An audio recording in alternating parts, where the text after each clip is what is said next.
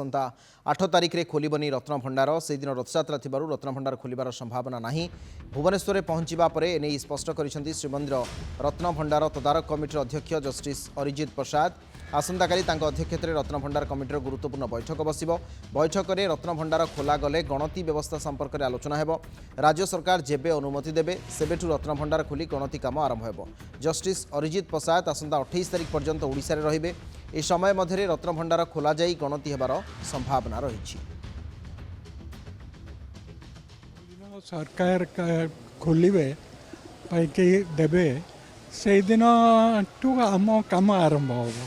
तेणु जेबे सरकार कहे जे आम यही दिन रत्नभंडार खोलू तापर गणति कार्य आरंभ हम आम कौन मोडालिटीज गणिबार आकु मैच करिवार सेटा डिसाइड करूँ सेटा केवल खोला हो सारा पर से मोडालिटीजटा आडप्ट करूँ।